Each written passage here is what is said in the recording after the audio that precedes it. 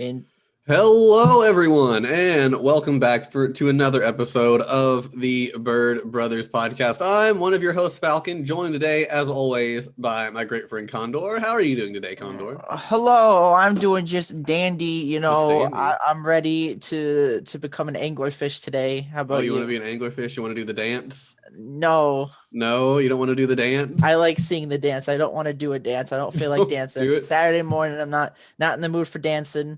You know, True that. but hey, I'm ready. We're soaring to new heights today with this brand kind of old anime that's popular for some reason. I don't know how it got popular, but it's pretty cool. We're talking about Girls Und Panzer and Girls Und Panzer der Film. Panzer 4! Panzer 4. So pretty much, if you've never heard of Girls in Panzer, Which I haven't, about a group of high schoolers who end up forming a tankery team because their school is going to be shut down. And if they can somehow win the high school national championship for tankery, they can keep the school open. Enter our main protagonist, Miho Nishizumi, who is from one of the most well-known tankery families, and they have their own tankery school. But she doesn't want to do tankery, so she leaves, only to get dragged into doing tankery at her new school, where hopefully it will be a little bit different. it's not. No, not really. It's still tanks. It's still tanks, but maybe she has more fun. You never know. But yeah, anything else you want to add? How could you have fun while in a tank? That because doesn't you're make shooting sense. bullets at people. You're just like, let's go. That sounds really Crushing mean, dude. cars, just doing everything. Tanks are all about violence. Maybe they're just violent. Car in the anime, actually. They didn't, but they crushed many buildings. My shop again! Yay! That guy was great. And they included him in the movie too. I was like, yes, all right. Yeah, that was good. Anything else you want to add to the synopsis of the show? No, you pretty much said it to a T. That's basically the main synopsis, the story, the plot, everything you could think of right there. Mm-hmm. So let's move on along right to the characters, because the characters are they're there. They're there. That's kind of it. I mean, one of the problems I have with this show. I mean, I really like this show. Don't get me wrong about that. But one of the problems I had with it is the characters don't really stand out. No, they don't. I mean, there's a couple problems I have, but I feel like everything about this was just to make tank battles. So I feel the story and the characters didn't really matter as much, as long as they had the cool tank battles. So I feel like that's kind of the whole thing. Small character moments, I felt like some of them were kind of like just shilled in. Yeah. Not like that. So pretty much there are 7 or 8 different tanks, and each tank has a team consisting of at least 3 or more members. But there's so many, we're not going to do all of them. We're going to talk about the main tank, which is the anglerfish tank that has our main 5 characters. Then we'll just kind of give you a brief synopsis of what all the other teams as a whole are. Because the show mostly focuses on those 5, so. Mm-hmm. Yeah, their school's like a failing school, so there's not many people there. So we'll kind of go over why these individuals joined the club. All right, well, let's get right into our protagonist, who is Miho Nishizumi. Miho Nishizumi. All right, so she's a girl. Yeah, she's a second-year student, I think, with all the main team. She looks like a middle schooler, but she's a high schooler. They all look like middle schoolers here. Like, really, all of them do. Yeah, it's weird. Yeah, she is the overall commander for the Ori Girls High School Tankery Club. Not at first, though, but she just comes, as we mentioned, she comes into the Ori school to get away from Tankery, but it's like, oh, hey, guess what, Tankery? Ha, ha, ha, ha. Yeah, they drag her in, and then they're pretty much like, "Well, we need you," because they don't even know why they're doing it at the start. She just knows the student council is essentially blackmailing her to do the tankery club, or they'll expel her. So she ends up deciding, you know what? She'd rather do tankery with the new friends she made at the new school as opposed to just getting them all expelled. So she joins, and since she's the only one who has any experience, she ends up becoming the commander when she presents better tactics than what the student council can produce. Yeah, she also comes from like a tankery family as well, so that's where she gets all of her knowledge from. She basically grew up with tanks. We actually see during the film, see scenes of her like in a tank as a child. I'm just like, what? Yeah, her and her older sister driving a tank at like 6 years old. Like, what? Okay. It was kind of crazy, honestly. But yeah, she's literally the smart one, and I will say this: she literally carries the entire show. If it wasn't for her, this show would go nowhere fast. Yeah, like if they made the protagonist a character who knows nothing about tanks, it'd be pretty bad. Yeah, yeah, her family is known, like, they have their own tank school. They're like known as the best tank style and teachers in Japan. So whenever she came to the school, that's why they knew they had to make a Tankery club, because she could hopefully get them to success. Because that school, I don't think it had one. I think they said in like 20 years. Yeah, otherwise she doesn't want to do Tankery and doesn't really know why, but she doesn't enjoy it. So her kind of story is trying to find out what Tankery means to her, I guess, or why she doesn't really like it. If there is even a story there, I just see tanks going explode. I mean, they whenever they showed her out of tanks, it was usually her wrestling with the fact that she didn't want to really be doing tanks, but then she kind of slowly comes around to it with this new team, where before she kept getting like scolded and yelled at every time she'd mess up slightly. Like, it shows she's the reason they broke their victory streak at her old school, and they never let her live it down. And things like that. So I think she just never had fun with it mainly, and that's why she didn't like it. But there's kind of a story there. They don't spell it out super well, but she does have some kind of like little personal backstory going. She does. It kind of hints at that the opening of the show, like the opening theme. It shows it in like the video of that, which we know. We could say it. Should we say it? I don't know. I mean, if you want to, it's up to you. And it doesn't really matter. It's not really like. It's not there's nothing really spoilery, I feel like, about this except for the tank action. So basically, at her old school, which is her sister's school, they were in a practice match or a match. I don't know. I forget the premises, and it was like really bad weather and stuff. And one of her allied tanks like fell in the water, and she literally abandoned her tank and like went to go save her friend. And because of that, they lost the match. And since her family is like super into like tankery and stuff, they're like, "That's horrible. You shouldn't have done that. You're disbanded from the family. Get out of here right now." Yeah, so it was the high school finals. They were in the final match against the other school, and she was in the flag tank. And how these matches work for the high schoolers is you have to disable the flag tank from moving. Whoever's flag tank is taken out first is the loser. She was in the flag tank, and one of her teammates' tanks fell into the river, and she was afraid they couldn't get out, so she abandons her tank to save them. And in doing so, leaves the flag tank open to get shot and get them taken out of the race. And the fact they're like the premier tank people, and they just had their like years-long victory streak like broken, that was a no-go. Didn't work out. So she left. Because when you say when we're in the tournament, when they fight the team that won against her old school, they did say that they're like the championship. So they're like, oh, if we can't win here, we just didn't beat the championships. Bad draw for us, you know. Because that's when they finally find out why they're having to do the Tankery Club and why they have to win. Because before then they didn't know. But yeah, otherwise that was pretty much it for Miho, unless there's anything else you want to add besides her punchy obsession. She has orange hair. Yeah, she has an obsession with like this like rabbit that just likes to get. It's a bear.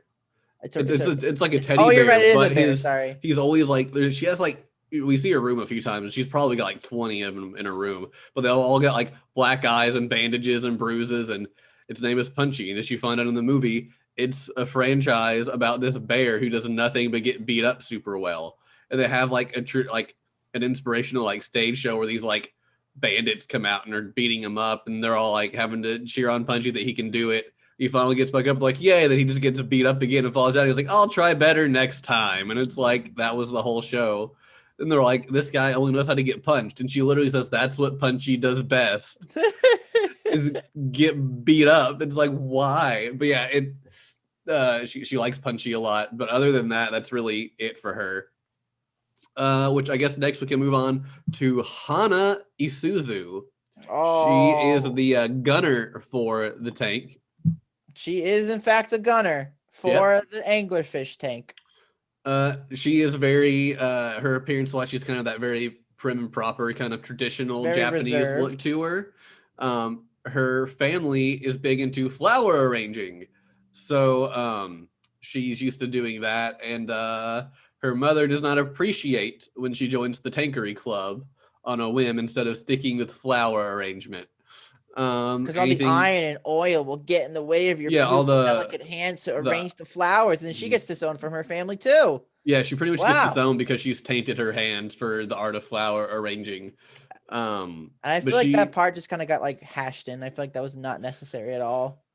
Yeah, it seemed like they were in a lull and they didn't know what to do. So they're like, oh, we'll give Hana this like story arc going with her that just never really, it just feels really out of place. Not that it doesn't ever go anywhere. And then they mention it again later. Yeah, it's like, oh, you're disowned, blah, blah, blah. Oh, don't listen to your mom. She's mean. She'll come around. And then like later on, like they kind of acknowledge it as resolving it.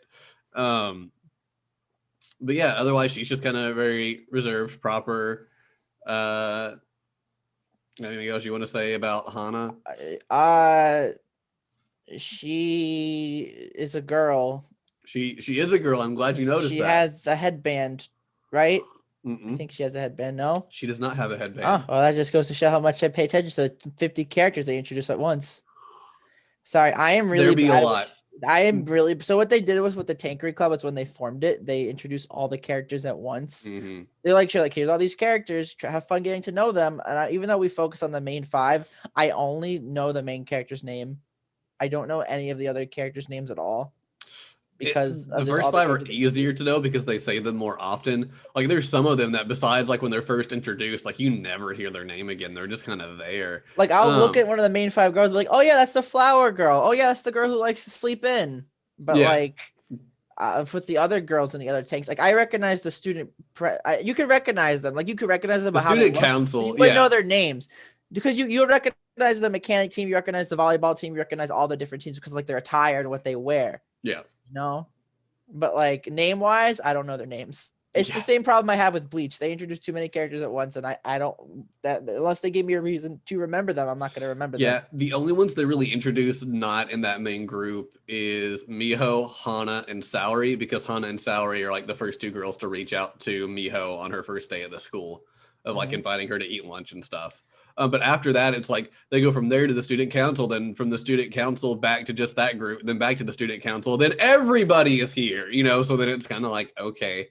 But it is what it is. Speaking of Saori, we should move on to her. Saori Takebe. So she has a boyfriend in every port. She has a boyfriend in every port, which should also make us mention, you'd be like, why does she have a boyfriend in every port? Because their high school is a boat.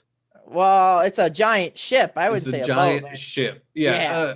It was so weird. So at the end of episode 1, like it's like, oh yeah, we're gonna have so much fun Tankery, and the camera just like pans out, it zooms out, and it's going to views on the town, and it keeps going, and then it's just on a ship. Yeah. Why? They said that like they put high schools on ships to help train like better trained individuals. So I guess like if they're not in like a huge town where they can go everywhere, maybe they're like they don't focus as much and la da da da da da. But they never explain it. We just know they're at a girls' academy and they're on a ship, and some of their families work on the ship for like things like barbershops and restaurants and that sort of thing. But like they're on a ship. It's kind of cool. On a ship. But don't know why. But yeah, Saori is kind of the most girly girl out of all of them, I guess. She talks about always having like boyfriends and talks about love interests a lot. But she's very good at communicating with people, which makes her the radio operator on the main tank. She's kind of like their central radio operator. She's keeping tabs on all the other teams, what they're doing, if they're in trouble, if they need help, where they're at, that sort of deal. And she doesn't even really get a character moment, except she just randomly is like, I got my license now. That's and it's what I like, was gonna say. She like never had like a downfall moment like the other 4 girls did. I wouldn't say like a downfall moment, but more like just like a thing to like improve her character to make her stand out. She just didn't get any like little story. It just kind of happened. Yeah, she just randomly is like, well, I didn't tell you while I was doing this, but I was studying and I got my B rank license. And so like she was officially a licensed like radio communicator or radio operative. As you can probably tell by now, we definitely don't like this show because of the characters. No, but I love this show. We like this show because of the awesome freaking takes that go kapow, kapow, boom, like that, right? I still honestly don't know what I'm gonna rate this show at the end. I honestly don't. You say 10 out of 10, I'm gonna shoot you with a tank. I'm not gonna say 10 out of 10 because it is definitely not a 10 out of a 10 show. But I've kind of gotten 2 ratings in my head, and I'm trying to determine which one will actually win. I got a rating. But that's regardless. I got a rating, but we're not there yet. We gotta talk about the Anpan dance and how she can never get married. Yeah, so they do this like I think it's called the Unpan dance. I could be wrong, but they essentially wear these like latex anglerfish suits and do this really stupid dance in like the middle of a parade or something, or they at least get paraded around while they do it. It was pretty hot. Oh, okay. Well, that's kind of creepy, but all right. But yeah, they're doing it, and Saori just keeps like crying the whole time. They're like, I can't get married anymore. And it's like, why is it just because you're so embarrassing, or is there some cultural significance to the dance we don't know about? But that was punishment if they lost their first practice match, which they literally had like the second day of the club opening up. Like, why would you expect to win that day? Like, you all barely know how to move your tanks at that point.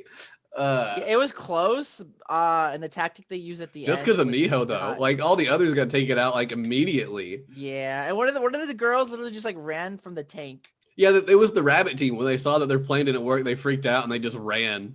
Like, they're like, don't abandon your tank. Like, they just ran off. Don't abandon your tank. They got more of a character moment than Saori did, because they at least came to apologize for the fact that they freaked out and ran away in the middle of a fight, and they would try to do better. Moments in the movie too, like the where they shot the Ferris wheel. Mm-hmm. Yeah. Saori was just kind of there. I feel like because they needed a radio operator, so like, we'll just make this girl.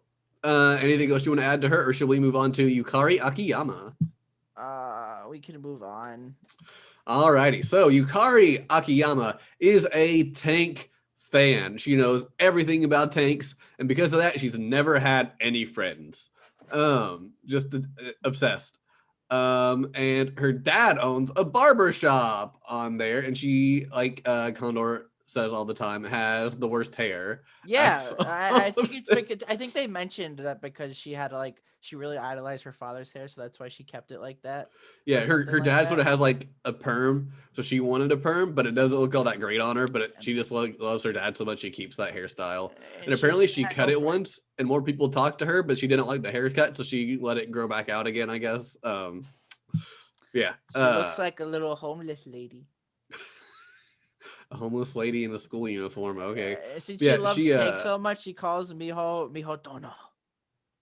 Whoa, wait, hold up. This is a fun fact. Apparently, the manga is told from Yukari's point of view. Through it, we learned that Yukari has been in love with tanks since she was little, but the other girls found interest in other things, so she became isolated. Huh. The original manga? It just says the manga. Let me open up a link of the new manga. Oh, wow. No way. It's from her point. That's the original manga of Girls in Panzer, where its animated series and OVAs were based from. Okay. But she wasn't even in like the first episode. She didn't even come into the second episode. Until she started talking. It literally says nothing else about the manga other than it's 4 volumes and 21 chapters, which you can buy on Amazon if you would like to read it later on. I actually am very tempted to. Apparently, Yukari has her own special called the Humble Yukari Akiyama Tank Corner, which is 6 episodes long. It comes with its respective girls in it comes with like the Blu-rays. Okay. What does it say about the thing? It just says that the manga was told from her point of view, and we learned about how she became isolated. It's in the trivia section. I'm not seeing that. It's just literally just on her profile page. If you go to Yukari Akiyama on the Wikia, and you scroll to profile, that's one of the first sentence of the second paragraph. The manga is told from through it. We learned it's been she's very cheerful. She loves everything about tanks. Doesn't have many friends because of it, and that's kind of like her whole character moment. She doesn't show up to practice one day and they worry, so they go to her home, and then her parents like, she's never had friends. We don't know what to do. Oh my god, she actually has friends. Would you like a haircut? Yeah, the dad's like, do you want a haircut? And they're like, no, we're good. The mom's like, just wait in her room, like it's fine. But yeah, she also has a character moment where she tries to get intel on one of the other schools that fails miserably. And that school cheated. Yeah, that school did cheat. I like how they did that though. It wasn't the main commander was like, we play fair like the others. Then you find out one of her subordinates didn't tell them they were bringing like cheating equipment, and so they're like figuring out everything to like cheat. And then when she finds out, she's pissed off at that team member because she's like, why did you do that? We don't do that. Like, she was very upset with her, which I appreciated. It was like the whole team wasn't like bad. It was just this one girl. He was like, we have to win, so we're gonna make it easier to win. Not about winning. It's about having fun. It's about having fun and loving your tank. Show. Yes. Anything we want to add about Yukari? She really needs a damn haircut. I mean, you had already said that, but okay. I really want to point it out a lot that she really needs a haircut. All right, so that leaves one girl left on the main team, and that is Miss Mako Reize. Mako is a girl who does not like to wake up, but otherwise is a genius, and she's about to flunk and have to repeat the grade because she just cannot make it to school on time, which Sodako, the main hall monitor, loves to point out. She also gets a little character story about her grandmother, which that was thrown in as well, because it's like at the end of an episode, it's like, oh no, your grandma has collapsed and she's in the hospital. Literally the next episode, they start in the beginning, she's just in the hospital. Okay.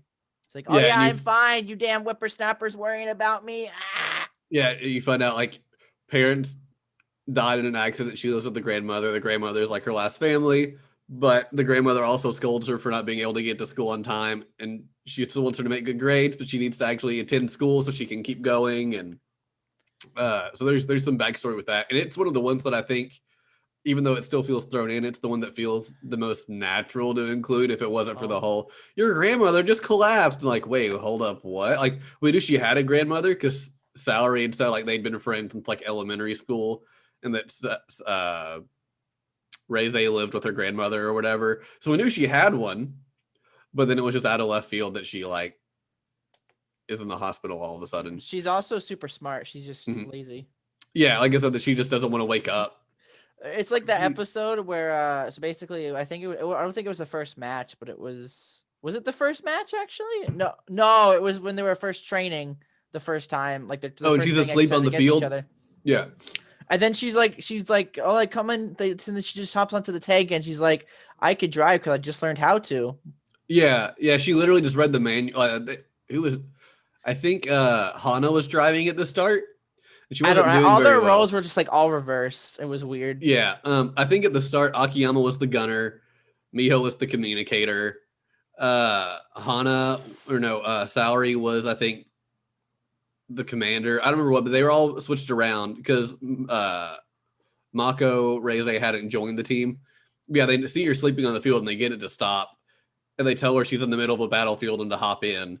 So she hops in, and then she reads the book. She's like, oh, I just read it. I know how to do it. And then like expertly knows how to do everything just instantly. No issues anywhere, knows exactly what to do. And so then they kind of shuffle everyone's duties around. She says she joined because they would help her get to school on time so she wouldn't fail. Yeah, otherwise that's really her. She's a lazy genius. Yeah. She's my friend's favorite girl. That's what he said when we watched the first 5 episodes. Okay. I don't know why. She is the one who has the hairband. Yes, she is the one who has the hairband. Yeah. That's right. I totally knew that. Speaking of totally knowing stuff, would you like to know a fun fact I just learned? Sure. Do you know the online tank battle game, World of Tanks? Yeah. Well, apparently in the Japanese version, there is a promotional collaboration with this game and Girls Und Panzer, where the 5 main characters get official voice mod packs for the game. That's actually kind of cool. That's a nice crossover. It is pretty cool. Oh. This has to happen in the OVA or one of the 2 movies we didn't see. In the trivia for Mako, it says Mako is the only other person except Katusha to get a piggyback from Nona. Fun facts right there.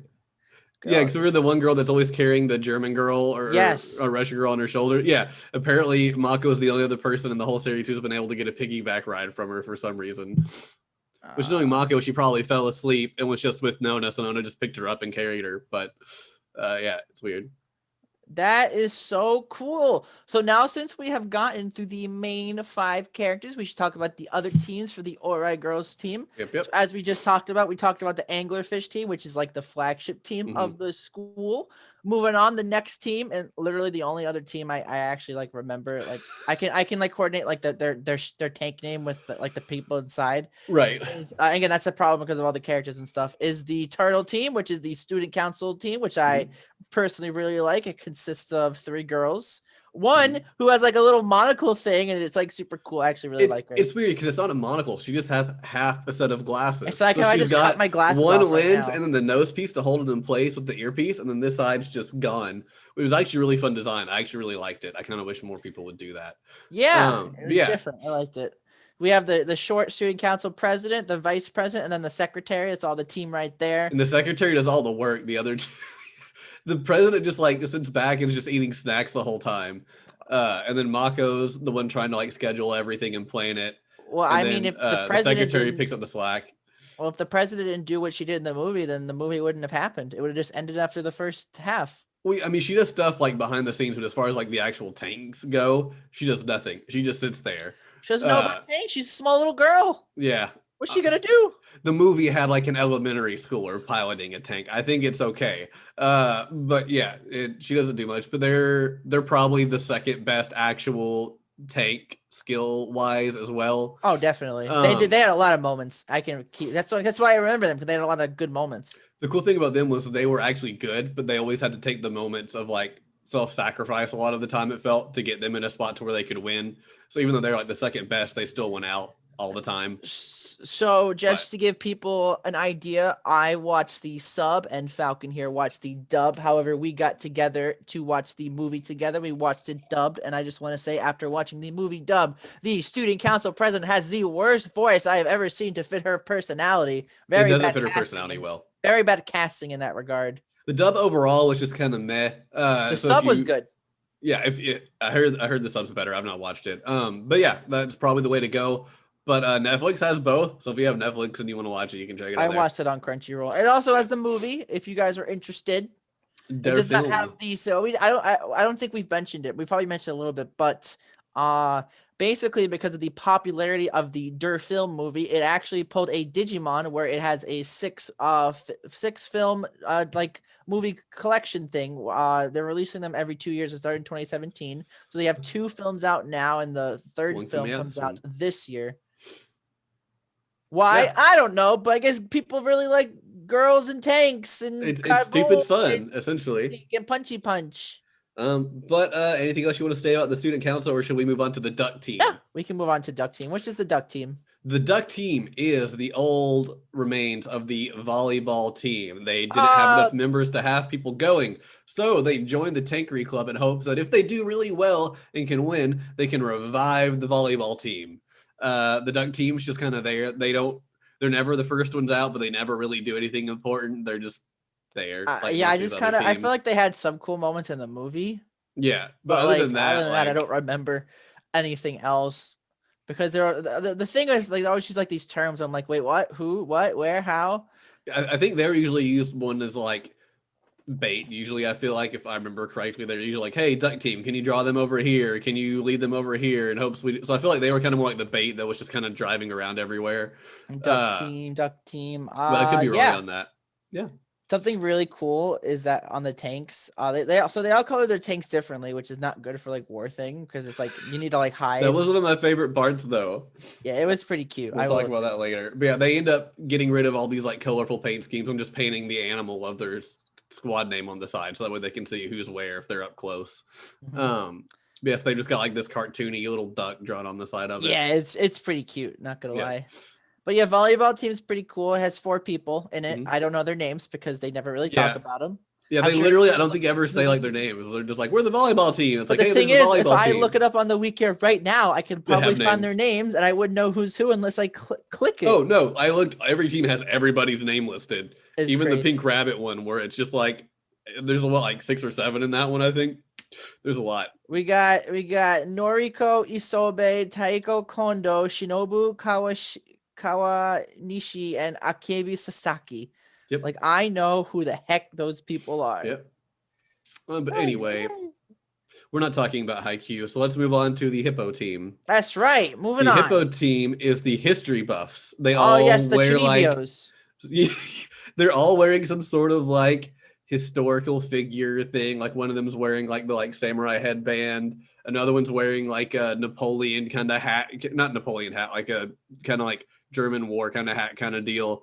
They speak in terms of battles and commanders and that sort of thing. They're like, oh, I remember this battle. No, it went like that battle. No, this battle. Oh, you're right. Yeah, but they talk like that. They're just in here because war, essentially. I feel like they're the ones who you really know the reason why they're there the least, except for the fact that they're just war buffs and tanks take place in wars. But yeah, they're there. They do some things, not much.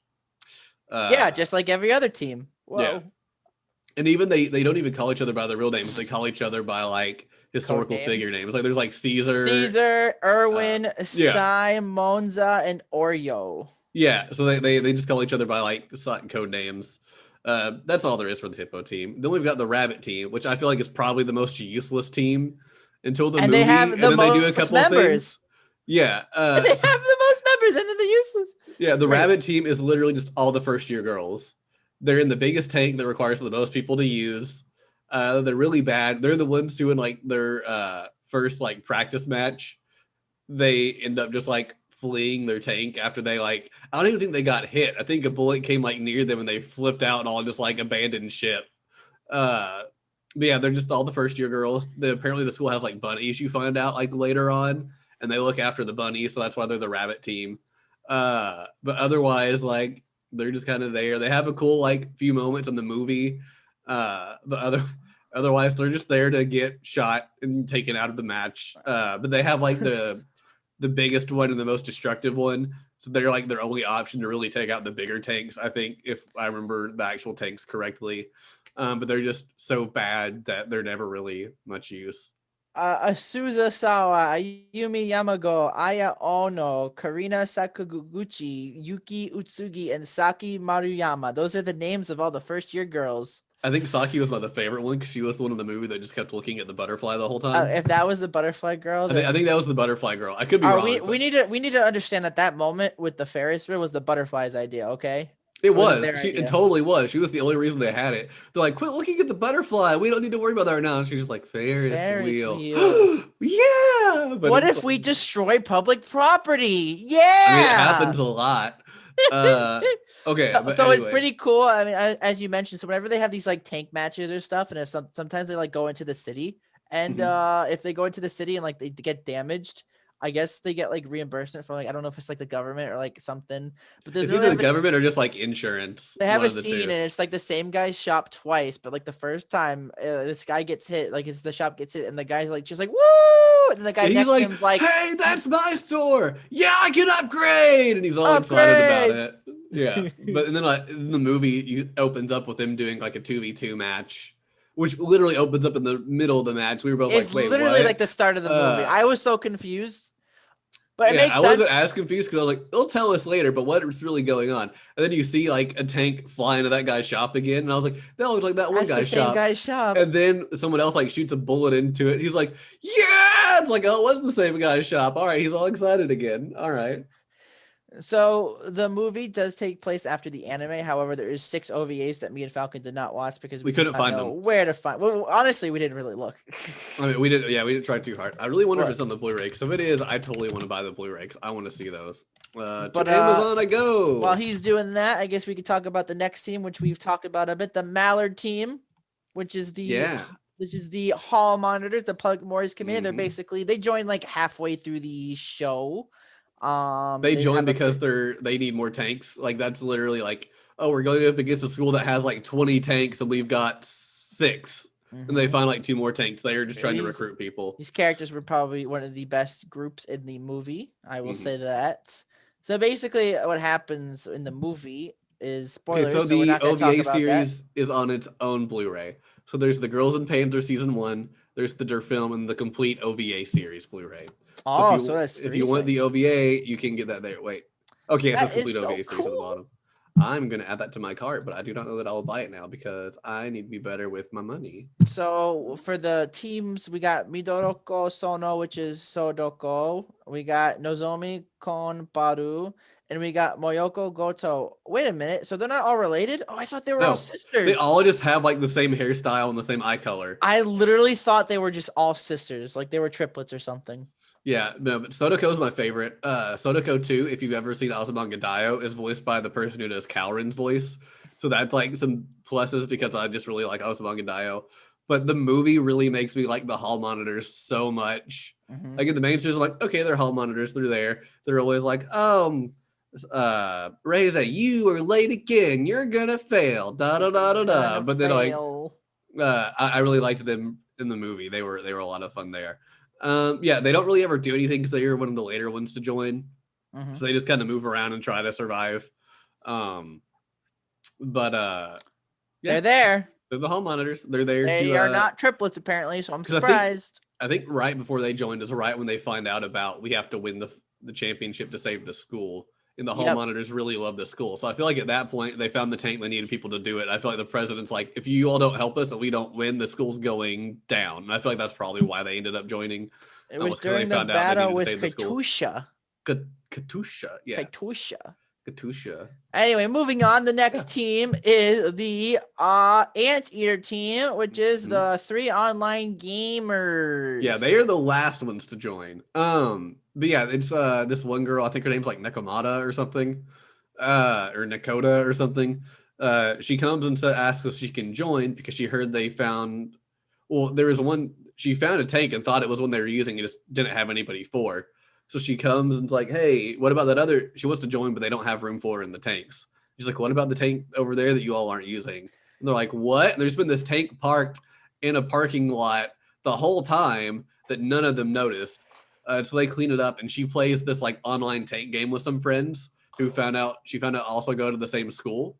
So they end up joining the Tankery team to go, and they literally join right before like the final match. So her name is Nekonia. What the heck? Nekonia. Okay, I knew it was Neko something.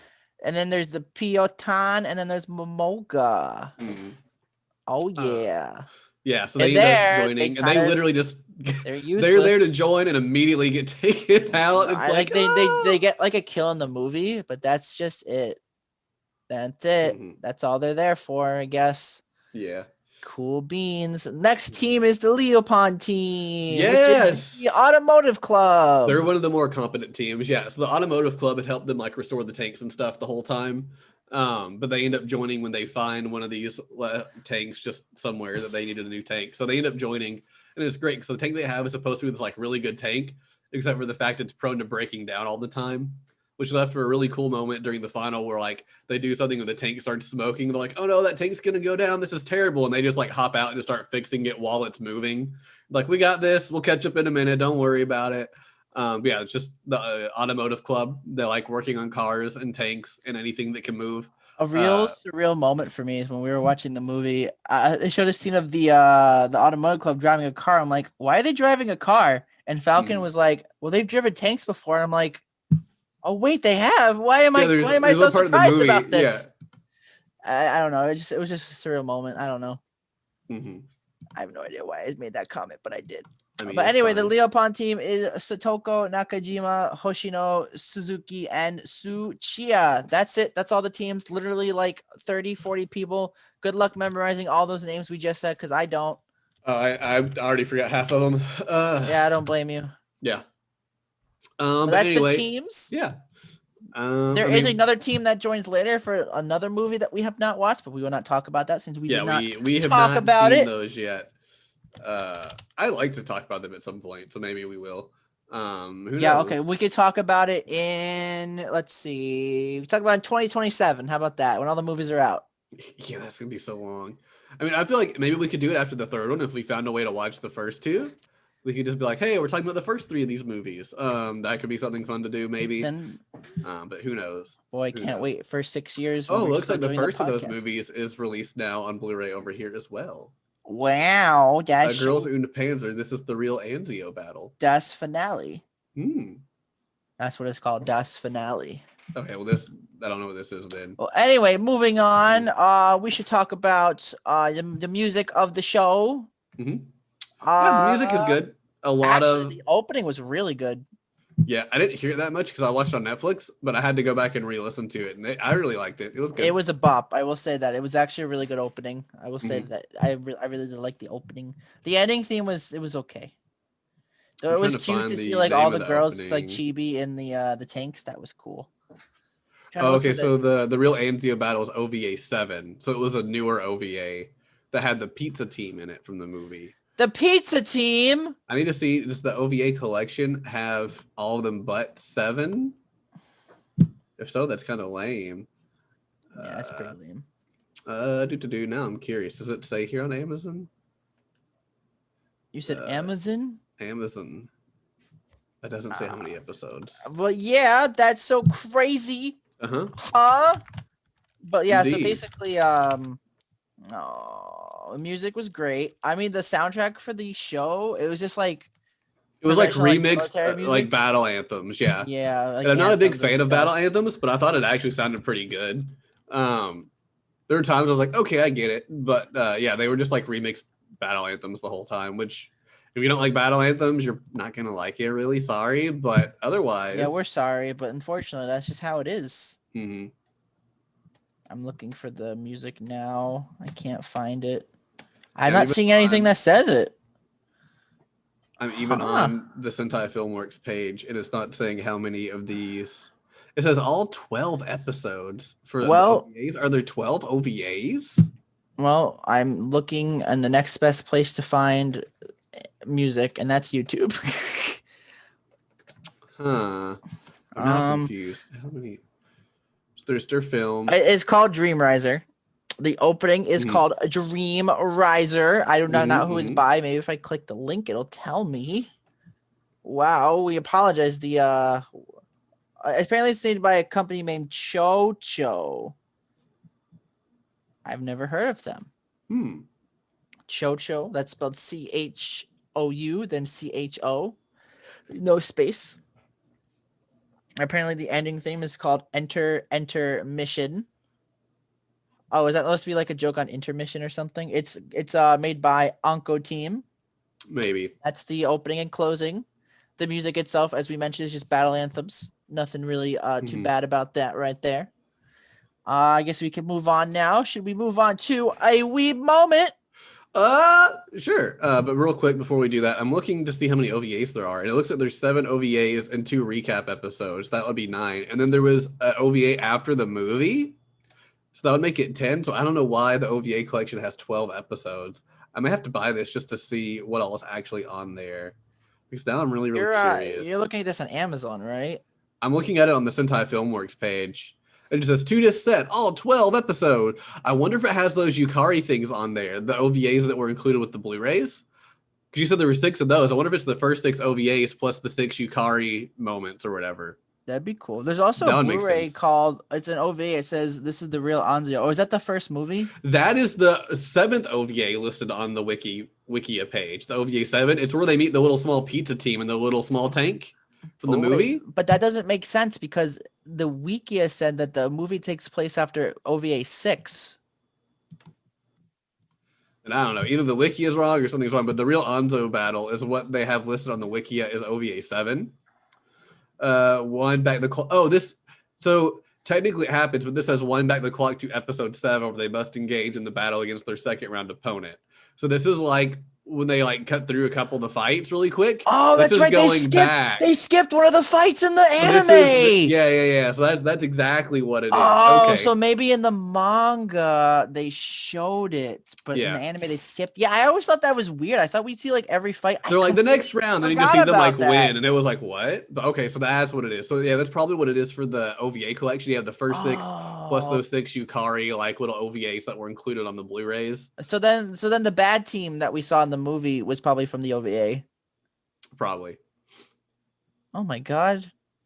Well, now that clears up that mystery. And here's the complete OVA series. I found it on Amazon. Yeah, it doesn't say what it has in there. It says the runtime was 1 hour. The girls from Ori are back in 6 special episodes, and whatever they're shopping for swims.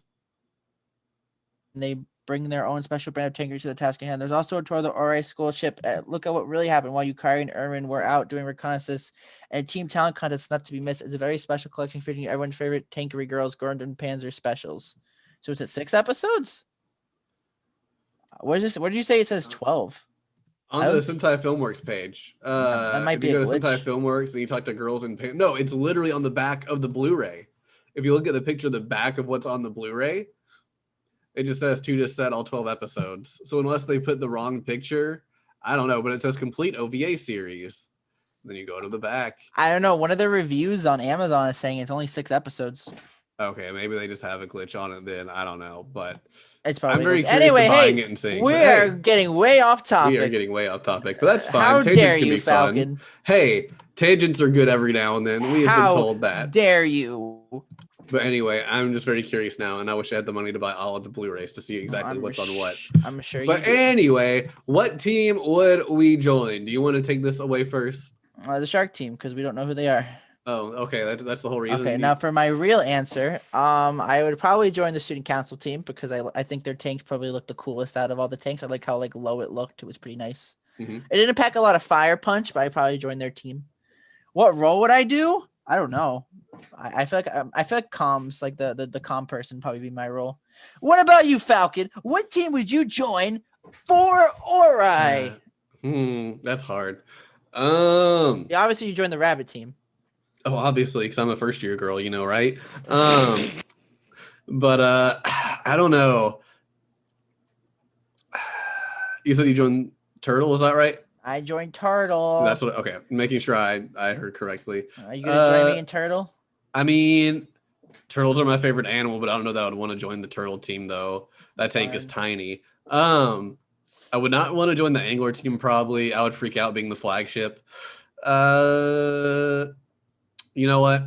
I'll say I'll join the Mallard team. I'll join the hall monitors. I would take over their shooting for them because they can never seem to hit anything. I'll be like, all right, I'll gun this down for you. And you think you can? Yeah, sure. Why not? All right, might be it's better big than talking words. Sodako or whoever doing it. Yeah, that would be. I would join the Mallards. Why not? Yeah. All right. Well, I guess we should move on to our favorite moments. Mm-hmm. I guess we could say favorite battles in this context for the show. I mean, they're kind of both the same. All right.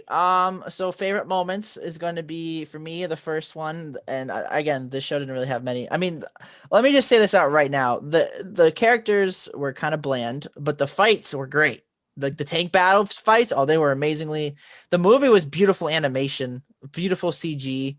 So I really like that. So if you're like a big fan of like these types of things, you would love this anime. Love And it. the movie animation was gorgeous. It's not really about the characters, but anyway, I'm saving that for my end of review. But basically, my favorite moment is at the end of the anime when the grandma's just dancing. She's just like do do do do do do do do.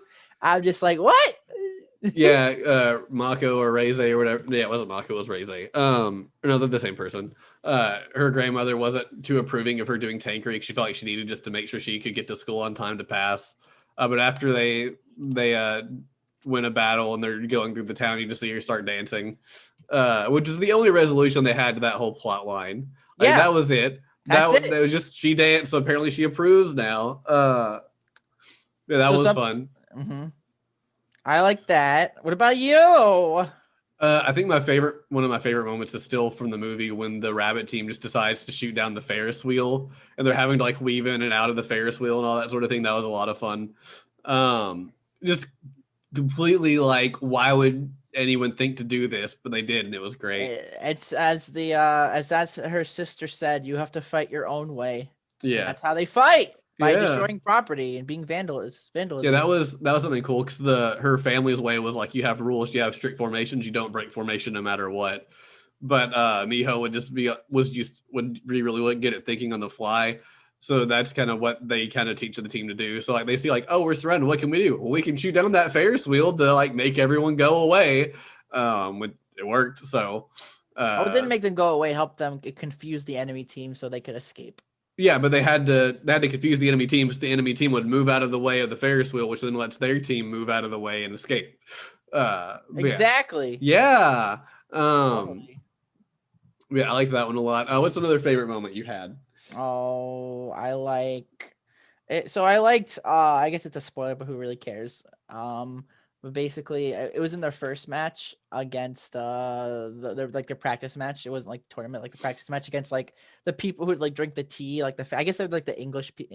Yeah, they're supposed to be the English team, yeah. And she did the move to try to like win, but like the stuff came off of her tank, and she like lost because of that. But then she did it again, like the same exact move to like a callback to like the first fight, and it actually succeeded that time, and I really liked that. It was really cool, and that's how she like won like the tournament and stuff. Spoilers, they win. What a surprise! Whoa!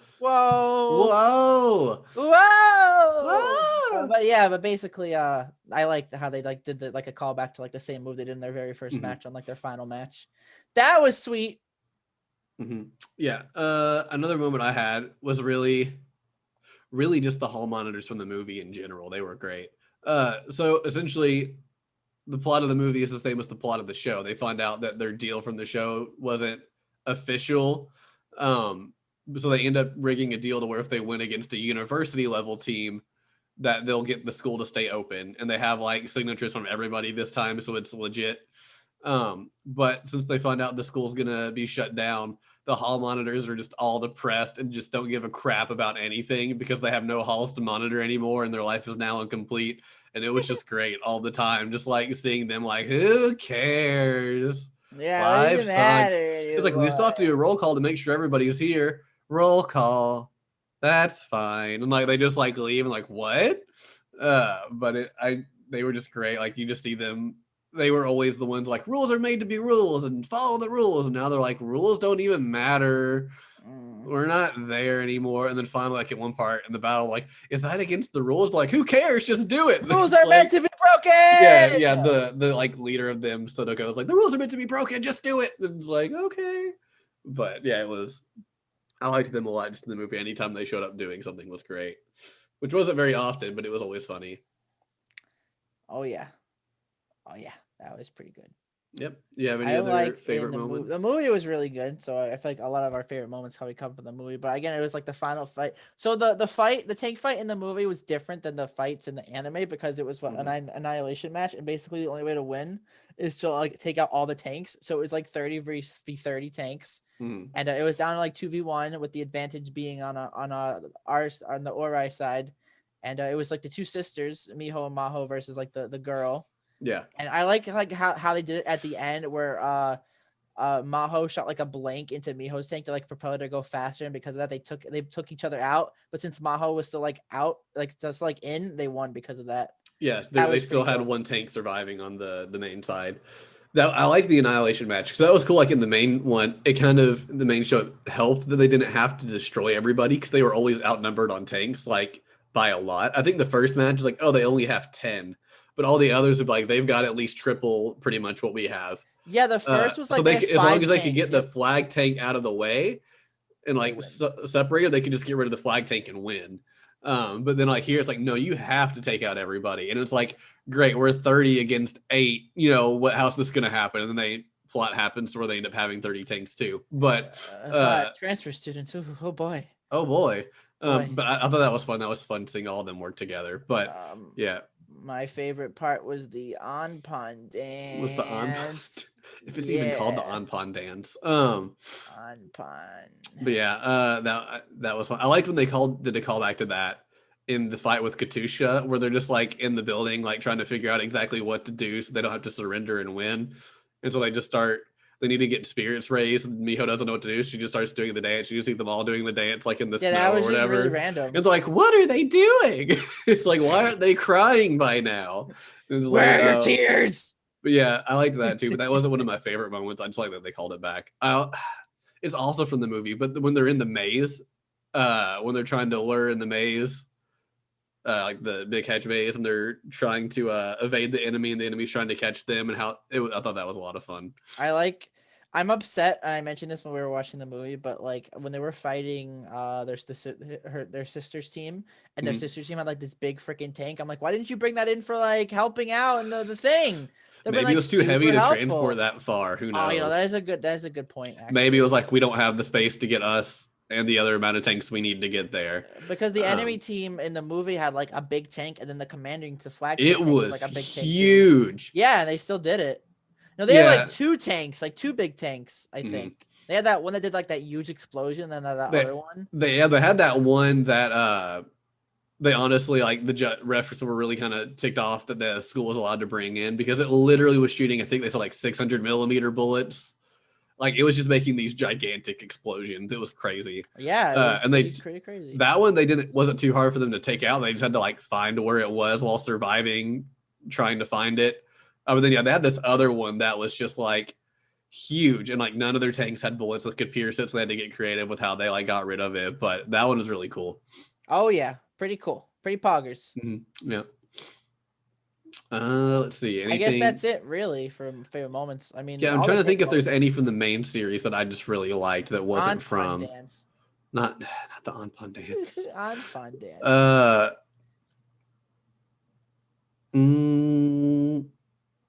I guess that's really it. The ones that like stick in my brain head the more are the ones from the actual movie. Dance. But yeah, I guess we're good with favorite moments, and that's also best fights. So I guess we're to our recommendation. Would we recommend the show, and if so, what would we rate it? Would I recommend this show? Yeah, that's a tough one. Really? I actually kind of is a tough one, if I could be completely honest with you, because as I like the tank battles, I feel like it would be a good first anime for people. I feel like it'd be a good like second or third anime, which I don't really think I'd ever recommend an anime as a good second or third anime. I'd like, yeah, this is a good, like Fire Force is a good first anime. ReZero is probably not a good first anime. Probably not.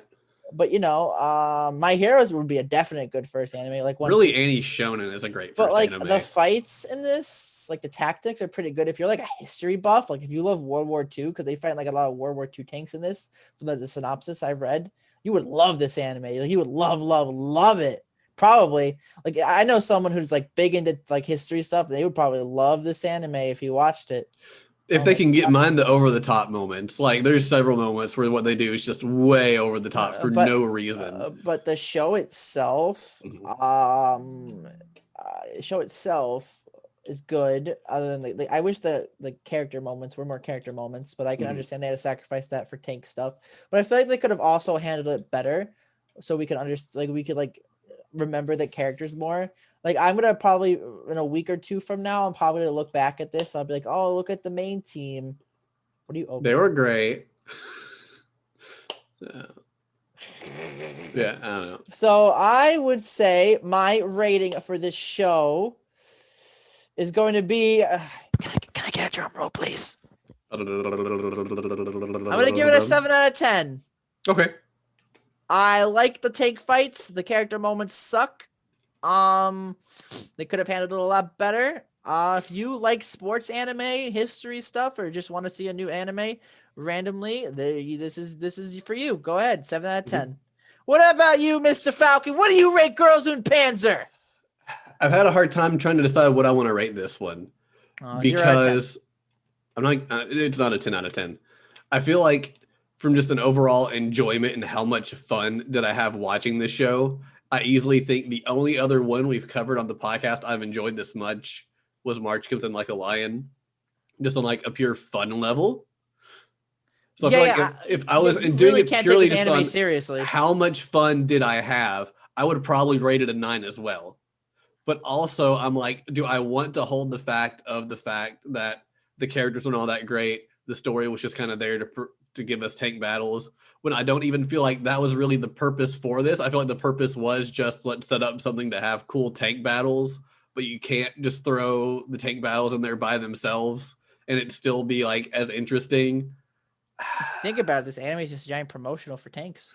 I mean, they're just like, hey, everyone needs to buy tanks. But yeah, no, I agree with what you said. Like this anime, you cannot take seriously, but it is a fun one to watch. It's very fun to watch. It's just a ton of fun. And so the part of me is like, pure fun, I would say 9, because I could feel like I could watch this over and over again and not get tired of it and still enjoy it just as much. But then I'm like, do I want to hold the fact that the characters are just kind of there and there's a ton of them when it's only a 12 episode show? I think I'll split our difference. I think I'll give it an 8.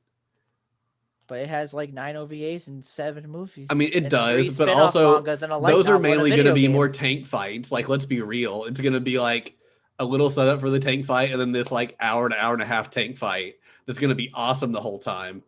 I guess one thing we didn't mention that we both kind of said in the movie we thought would be better is if there was a way to kind of like keep track of where everybody was. Oh yeah, because there were some parts in the movie, especially, were like, wait, this team was where and who were they partnered up with, and wait, did they even get shot down or did they escape? I would have liked if I said if there was like a little map like in the bottom corner somewhere really that kind of cool showed where everybody was.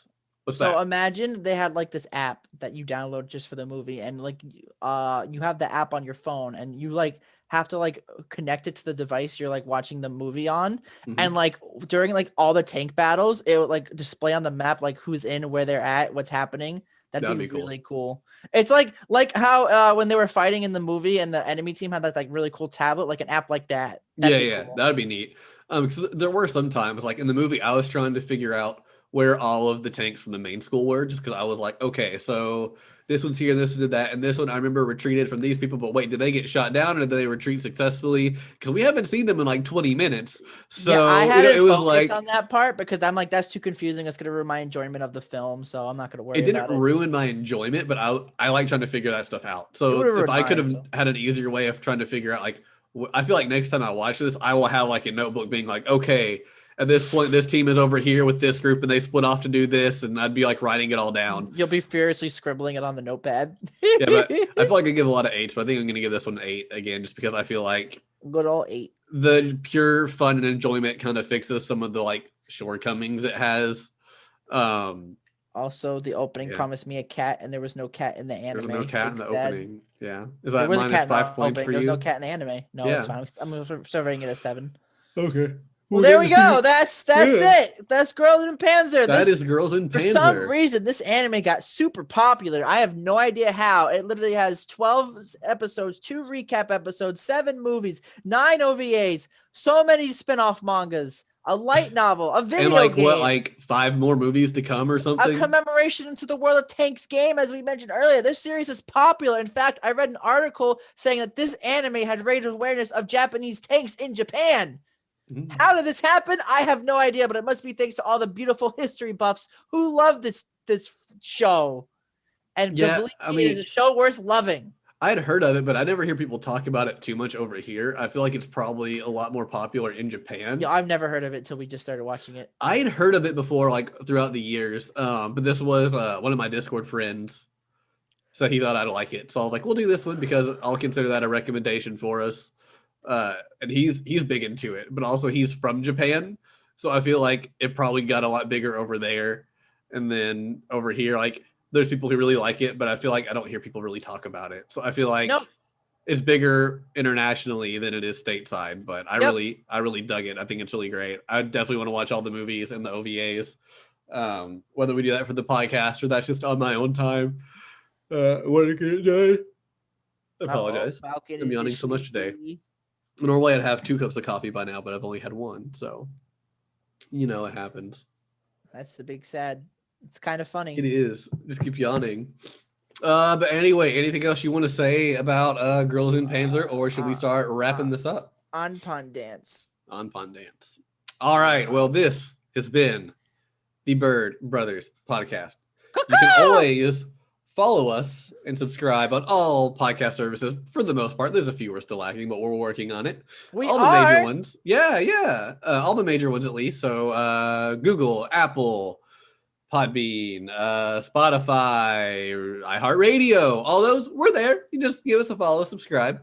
If there's a chance to rate us, you should totally rate us. That's totally awesome. Tell us what you think. Yeah, tell us if you think we're stupid or if you agree with us. And join our Discord server. Yes, there will be a link to the Discord server in the episode description. You can copy that, paste it in a browser, and take you to our fun Discord server where you can chat fun anime and games with all of us. I'm addicted to Genshin.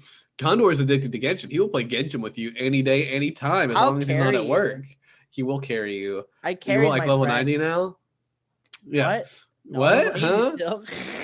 But anyway, if you want to check out our Twitter to be notified of all updates for the podcast, you can follow us there, twitter.com @BirdBroPod. If you want to check out the website with all of our podcasts, because you don't believe in podcast apps, you can go to birdbropod.podbean.com. I also stream on Twitch. currently Twitch TV / Final Falcon. Barry, that's Final plus the bird plus the fruit.